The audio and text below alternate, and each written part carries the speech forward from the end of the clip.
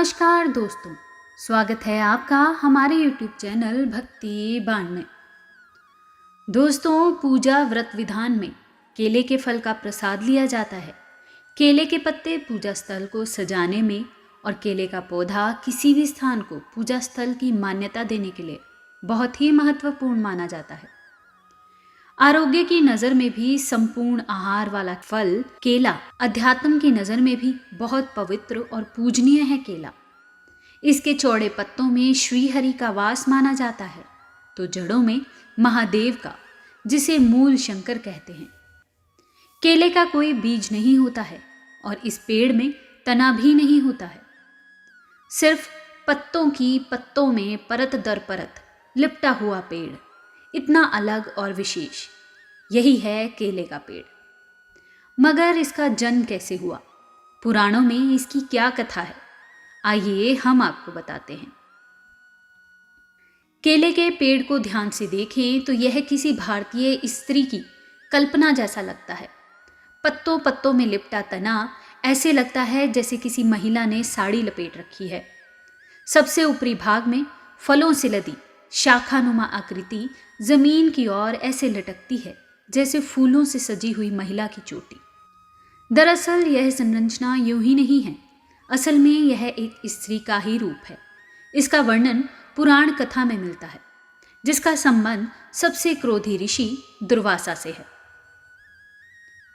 एक कथा के अनुसार महर्षि अत्रि और अनुसुईया के पुत्र दुर्वासा बहुत ही क्रोधी स्वभाव के थे, लेकिन उनके अंदर ऋषि संस्कार बचपन से ही प्रबल थे और वह 5 वर्ष की अवस्था आते आते ध्यान साधना में लीन रहने लगे।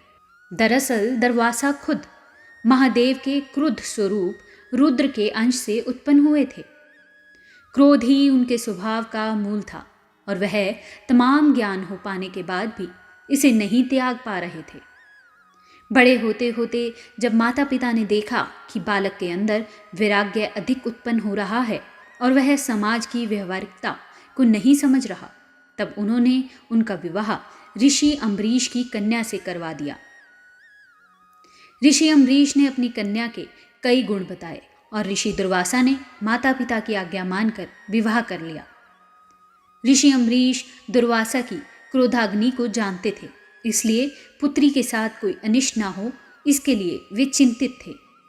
उन्होंने ऋषि दुर्वासा से पत्नी से कोई भूल हो जाए तो क्षमा कर देने की प्रार्थना की। तब ऋषि ने उन्हें वचन दिया कि वे पत्नी के 100 अपराध क्षमा करेंगे। गृहस्थ जीवन में कुछ बातें ऊपर नीचे हो ही जाती हैं।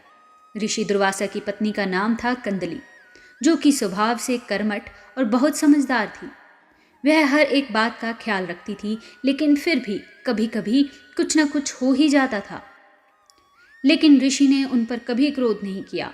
ऐसा होने से धीरे धीरे कंदली का स्वभाव भी निश्चिंतता से भरने लगा। लेकिन एक दिन ऋषि कहीं से प्रवास कर कुछ देरी से आए। रात में भोजन के बाद उन्होंने विश्राम के लिए कहा। साथ ही पत्नी से कहा कि मुझे कल ब्रह्म मुहूर्त में ज़रूर उठा दें। मैं खुद भी कोशिश करूंगा, लेकिन थकान के कारण शायद ऐसा संभव ना हो। ब्रह्म मुहूर्त में ऋषिवर को जरूरी अनुष्ठान करना था।